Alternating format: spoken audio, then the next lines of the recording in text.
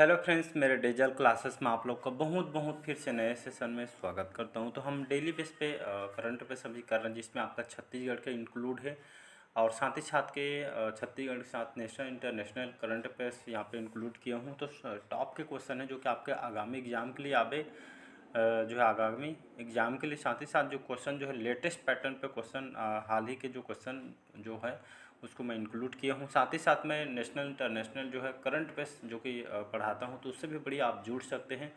बहुत सारे जो स्टूडेंट है करंट अफेयर्स को ध्यान नहीं देते। यहाँ से 7 से 8 का मिनिमम देखेंगे क्वेश्चन पेपर, आप उठा कर देख सकते हैं। मिनिमम 7 से 8 क्वेश्चन पूछे जाते हैं, आपके लिए बहुत इंपॉर्टेंट है।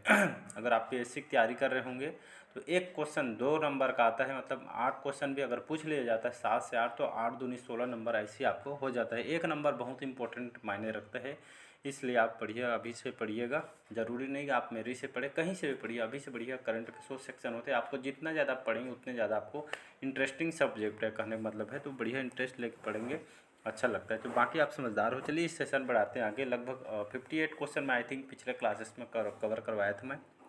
तो यहाँ से हम आगे बढ़ेंगे। तो 59 क्वेश्चन है, बाजरा और जैविक उत्पादों का जो 4th अंतर्राष्ट्रीय व्यापार मेला का आयोजन कहाँ पे किया गया था? तो ये आपको जो बेंगलुरु सिटी में, याद रखिए जो इसको, जो बेंगलुरु सिटी में अभी जो सिद्धारमैया जी यहाँ के नए मुख्यमंत्री कौन से पार्टी के हैं? कांग्रेस पार्टी। एग्जाम में आने वाला क्वेश्चन है।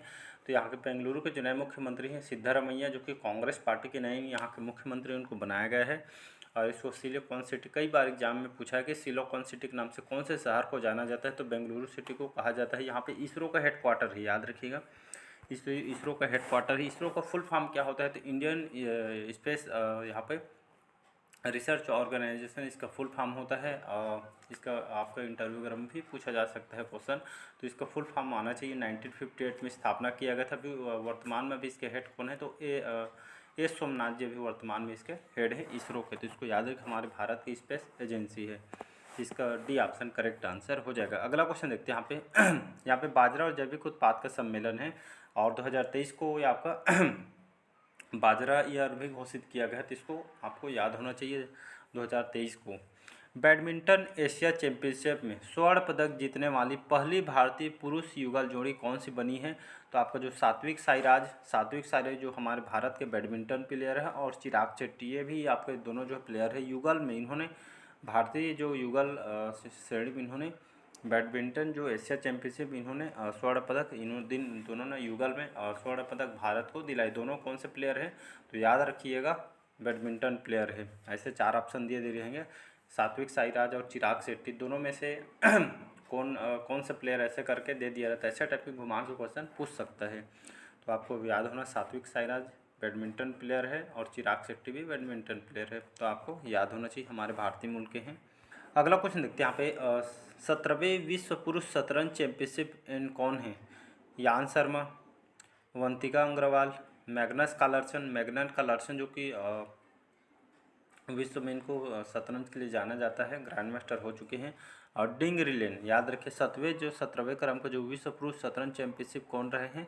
तो आपका डिंग रिलेन डिंग जो रिलेन है 17वें जो पुरुष शतरंज आपका चैंपियनशिप रहे हैं। तो इसको याद रखिएगा। और 2023 की अगर बात करूं तो आपके मैग्नस कार्लसन है, और सेकंड में हमारे आर प्रज्ञानंद को जानते होंगे, हमारे भारत के जाने माने ग्रैंड मास्टर। इन्होंने कौन से एज में, लगभग 11 या 12 साल में इन्होंने शतरंज खेलना स्टार्ट कर दिया था। इन्होंने अपने जो दीदी से प्रेरित होकर इन्होंने आज देख सकते हैं, मतलब 19 साल के एज में अभी यहाँ पे ग्रैंड मास्टर रह चुके हैं। और हाल ही में 2023 में सेकंड पोजीशन आए हैं।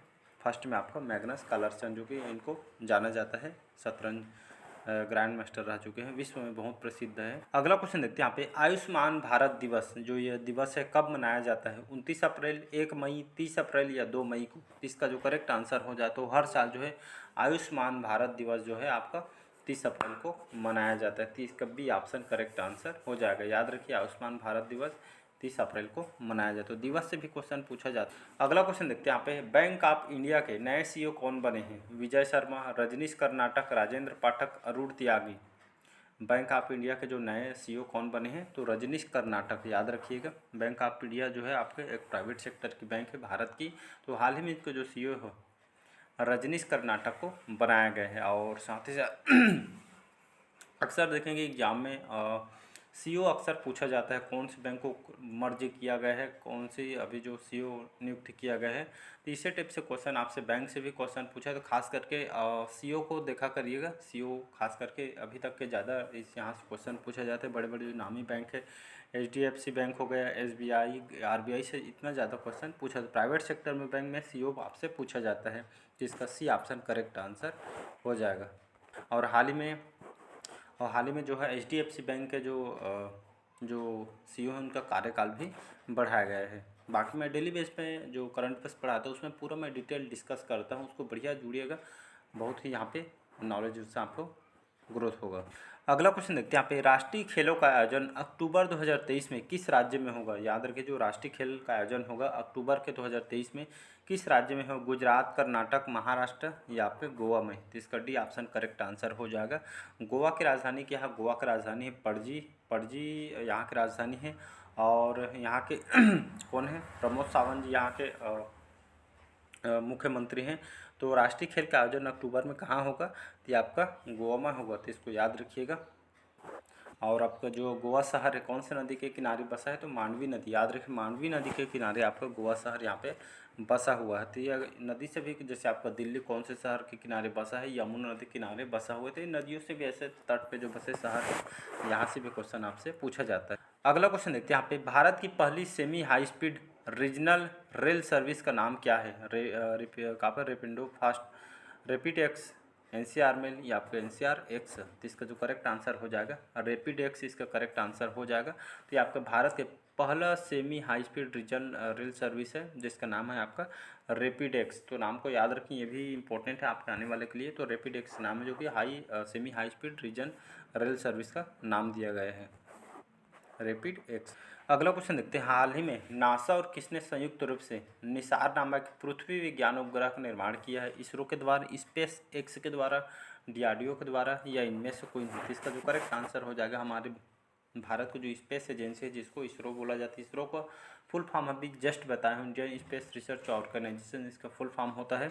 तो हाल ही में जो हमारी जो स्पेस कंपनी है इसरो, जो कि नासा जो कि अमेरिका की स्पेस एजेंसी, जैसे हमारे भारत को, उसी तरह के अमेरिका के साथ जो है नासा इसरो, जो कि संयुक्त रूप से निसार जो है, नाम को याद रखें, निसार जो नामक एक जो आपके एक उपग्रह जो निर्माण किया, जो कि खाद के पृथ्वी के अवलोकन के लिए यहाँ पे खोज के लिए यहाँ पे पृथ्वी के अंदर इसको भेजा जाएगा। और जो धातु वगैरह जो भी इससे जो जानकारी प्राप्त होगी, इसी खोज के लिए इसको भेजी जा रही है। तो निसार इसी ये आपका उपग्रह नाम है इसका। पृथ्वी के अवलोकन के लिए, पृथ्वी के अध्ययन के लिए, विज्ञान के लिए उपग्रह का नाम दिया गया है, और इसको पृथ्वी के अंदर इसको भेजा जाएगा। तो इसको याद रखिए, इसरो और नासा के सहयोग से इसको तैयार किया है, निर्माण किया गया है।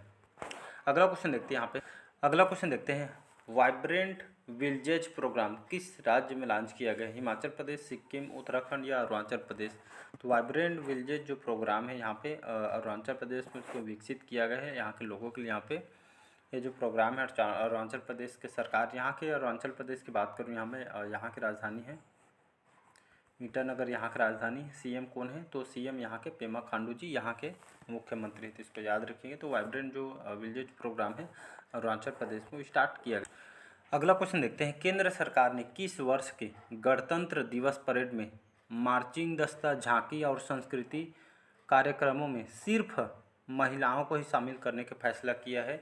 2026 में, 2024 में, 2025 में या 2023 में। तो इसका कौन सा आंसर करेक्ट हो सकता है, तो 2024 आने वाला जो साल के लिए बोला जा रहा है। तो 2024 में जो केंद्र सरकार ने निर्णय लिया है कि गणतंत्र दिवस परेड में जो मार्चिंग दस्ता, झांकी, संस्कृति जो कार्यक्रम जो हमारी देखे होंगे, अलग अलग स्टेट यहाँ पे जो गणतंत्र दिवस में यहाँ पे हिस्सा लेते हैं, तो इसमें खासकर इस बार महिलाओं को इसमें शामिल करने के लिए फैसला किया है। क्यों किया गया है, तो खास करके जो महिलाओं को सशक्त बनाने, आगे बढ़ाना है, इसी उद्देश्य से जो हमारे केंद्र सरकार ने गणतंत्र दिवस के परेड में आपका जो महिलाओं को उनके सांस्कृतिक कार्यक्रम, झांकी वगैरह जितना भी दिखाया जाएगा, तो इसमें पूरा महिलाओं को सम्मिलित करने के लिए यहाँ पे बोली गई है। और एक चीज़ और, मैं एक क्वेश्चन बताइए, तो क्वेश्चन मान के चलिए 1 नंबर आपसे पूछा जाएगा। गणतंत्र दिवस जो गणतंत्र इस बार होगा 2024 में गणतंत्र दिवस, इसमें गेस्ट के रूप में किसको बुलाया गया है। हर साल बुलाया जाता है, तो याद रखिएगा।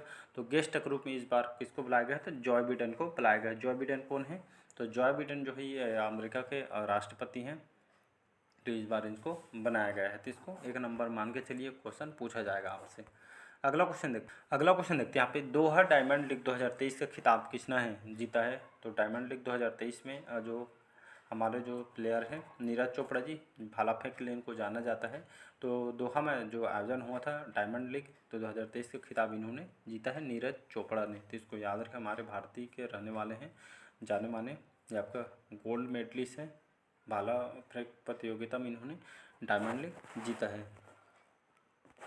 अगला क्वेश्चन देखते हैं। बंगाल की खाड़ी में बने चक्रवाती तूफान का नाम मोचा किस देश ने रखा था? यमन ने, नेपाल ने, म्यांमार ने या श्रीलंका ने? तो इसका जो करेक्ट आंसर हो जाएगा यहाँ पे यमन इसका करेक्ट आंसर हो जाएगा। कहाँ पे ये देखने को मिला था? तो बंगाल की खाड़ी में, याद रखिएगा, तो ये भी क्वेश्चन पूछा जा सकता है। तो बंगाल की खाड़ी में जो चक्रवाती तूफान आई थी कुछ समय पहले, तो इस नाम का नाम दिया गया था मोचा, याद रखिए। तो नाम को याद रखना है, मोचा कहाँ पे आई थी? बंगाल की खाड़ी में चक्रवाती तूफान है, और यहाँ से जितने भी जो तट में बसे जो लोग हैं, इनको बहुत सारे नुकसान भी हुआ था, लोगों को यहाँ पे बहुत सारी दिक्कतें हुई थी। लेकिन अभी क्या बहुत सारे ऐप वगैरह विकसित किए जा रहे हैं, लेकिन हर घंटे आपको दो तट में जो बसेस जो शहर उनको पहले अपडेट दिया जा रहा है। तो इस तरह का डेवलप किया जा रहा है। तो बंगाल के खाड़ी में आया था मोचा तूफान, कौन से देश के द्वारा नाम दिया गया था? यमन के द्वारा इसको मोचा नाम दिया गया था। तो इसको याद रखिएगा। बंगाल का भी राजधानी क्या है? तो कोलकाता यहाँ का राजधानी है। चीफ मिनिस्टर कौन है यहाँ के? सीएम कौन है? तो ममता बनर्जी यहाँ के सीएम है, और यहाँ के जो गवर्नर राज्यपाल आनंद बोस जी यहाँ के गवर्नर हैं। अगला क्वेश्चन देखते हैं यहाँ पे। भारत के किस राज्य को उत्तर पूर्वी क्षेत्रों में ई प्रोक्योरमेंट के लिए सर्वश्रेष्ठ पुरस्कार दिया गया है? त्रिपुरा को, मेघालय को, असम को या मणिपुर को? तो इसका जो करेक्ट आंसर हो जाएगा त्रिपुरा इसका करेक्ट आंसर हो जाएगा। तो भारत किसी राज्य को, जो त्रिपुरा राज्य को उत्तर पूर्वी क्षेत्र में ई प्रोक्योरमेंट, यहाँ पे ई प्रोक्योरमेंट में सर्वश्रेष्ठ प्रदर्शन के लिए यहाँ पे पुरस्कार, ये खासकर अपने राज्य के डेवलप के लिए इसको यहाँ सर्वश्रेष्ठ प्रदर्शन जो पुरस्कार त्रिपुरा को दिया गया है। तो इसको याद रखिएगा। अगर मैं बात करूँ यहाँ पे त्रिपुरा राज्य की राजधानी क्या है जी? त्रिपुरा की राजधानी है अगरतला। विप्लव कुमार देव यहाँ के मुख्यमंत्री हैं, और सत्यदेव आर्य वर्तमान में यहाँ के गवर्नर है, राज्यपाल है। तो आप गवर्नर, मुख्यमंत्री, राज्यपाल, राजधानी, ये सब आपको कंठस्थ याद होना चाहिए। तो इसको याद रखिए। कितने केंद्र शासित प्रदेश हैं, कितने राज्य हैं, कौन यहाँ का राज्यपाल है, यह सबसे क्वेश्चन पूछा जाता है। अगला क्वेश्चन है। इंडियन एयरफोर्स का पहला हेरिटेज सेंटर कहाँ पे स्थापित हुआ है? इंडियन एयरफोर्स जो हमारे भारत के जो इंडियन एयरफोर्स का जो पहला हेरिटेज सेंटर कहाँ पे स्थापित हुआ है? दिल्ली, चेन्नई, मुंबई या चंडीगढ़ में? तो इसका जो करेक्ट आंसर हो जाएगा चंडीगढ़ इसका करेक्ट आंसर हो जाएगा। चंडीगढ़ आपके हरियाणा की राजधानी है चंडीगढ़। मोहन लाल जो खट्टर जी यहाँ के मुख्यमंत्री हैं, बंडारू दत्तात्रेय यहाँ के गवर्नर हैं। तो जो इंडियन जो एयरफोर्स है, जो हमारी जो वायुसेना है, इसके लिए हेरिटेज सेंटर यहाँ पे बनाया जा रहा है। हेरिटेज सेंटर कहने का मतलब एक तरफ उनको जो कार्य होते हैं, तो ये हेरिटेज सेंटर को बनाया जा रहा है उनके एयरफोर्स के लिए, हमारे भारतीय के एयरफोर्स के लिए। अगला क्वेश्चन देखते हैं। पैदल चलने का अधिकार को लागू करने वाला देश का पहला राज्य कौन सा बना है? पैदल चलने का जो अधिकार लागू करने वाला देश का पहला राज्य कौन सा बना है? हरियाणा, जम्मू कश्मीर, दिल्ली या पंजाब? तो इसका जो करेक्ट आंसर हो जाएगा डी ऑप्शन करेक्ट आंसर हो जाएगा। तो याद रखिएगा। तो पंजाब ऐसा राज्य है पैदल चलने का, देख सकते हैं यहाँ पे, पैदल चलने का अधिकार लागू करने वाला देश का पहला राज्य बन गया। तो कौन सा? पंजाब। तो आपको याद होना चाहिए पंजाब, इसका डी ऑप्शन करेक्ट आंसर हो जाएगा। अगर पंजाब की मैं बात करूँ, पंजाब की राजधानी है चंडीगढ़, और यहाँ के वर्तमान में भी भागवत मान जी अभी आम आदमी पार्टी के नए मुख्यमंत्री हैं। तो इसलिए बता रहा हूँ मैंने, यहाँ के नए मुख्यमंत्री चेंज हो गए। पहले चरणजीत सिंह जो चन्नी थे, इसके पहले मुख्यमंत्री थे। अब यहाँ के जो नए मुख्यमंत्री हैं भागवत मान जी, जो कि आम आदमी पार्टी के हैं, यहाँ के नए मुख्यमंत्री हैं, और बनवारी लाल पुरोहित यहाँ के अभी गवर्नर है। तो इसको याद रखिएगा। अगला क्वेश्चन देखते हैं यहाँ पे 74 है। ये आपका ट्विटर की नई सीईओ कौन बने हैं? विजय नाथ, रश्मि खन्ना, आपके लिंडा याकोरिनो या आपके मार्क डिमोसिमो? तो इसको जो करेक्ट आंसर हो जाएगा लिंडा याकोरिनो।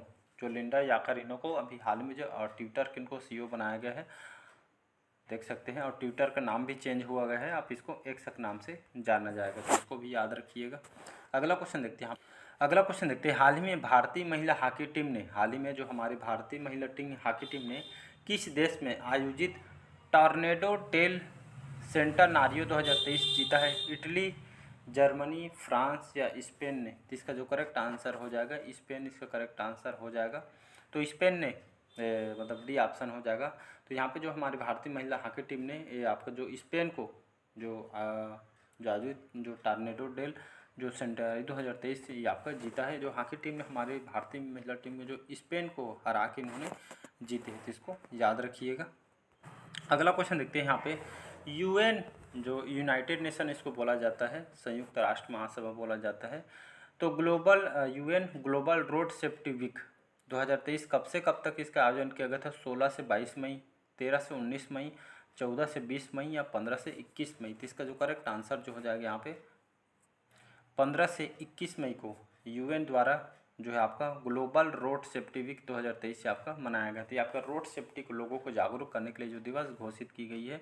तो 15 से हर साल 15 से 21 मई को जो है आपका रोड सेफ्टी डे मनाना है, ऐसा करके यहाँ पे ये जो दिवस को घोषित किया गया है, तो इसको याद रखिएगा। तो चलिए आज का सेशन जो है यहीं तक रखते हैं, मिलते हैं अगले पार्ट में। 1-2 पार्ट और आएगा यहाँ पे कंप्लीट हो जाएगा। बाकी आप अच्छे से डेली बेस पे आप ना करंट अफेयर्स पढ़ना चाहते हैं तो आप बढ़िया पढ़ सकते हैं यहाँ पे। साथ ही साथ आप कोई भी एग्जाम की प्रिपरेशन कर रहे हैं तो आपको करंट अफेयर्स के जो सेक्शन होते हैं बहुत ही ज़्यादा इंपॉर्टेंट होता है। तो चलिए मिलते हैं इसी तरह के नेक्स्ट पार्ट में। और अच्छे लगे चैनल को लाइक से सब्सक्राइब कीजिएगा और आज के सेशन कैसे लगे कमेंट करके ज़रूर बताइएगा। तो मिलते हैं अगले पार्ट में, आज के सेशन यहीं तक रखते हैं। Thank you. और बढ़िया मन लगा के बढ़िया रिवाइज भी करना है। इसका लास्ट में जो है PDF शेयर कर दूँगा टेलीग्राम में, और बढ़िया इसको एक बार रिवाइज़ कीजिएगा। रिवाइज़ करेंगे तभी काम का है, रिवाइज़ नहीं करेंगे तो कोई मतलब का नहीं है, एग्ज़ाम में भूल जाएंगे। इसलिए रिवाइज़ बहुत इंपॉर्टेंट रोल निभाता है। तो चलिए आज के लिए इतना ही। Thank you.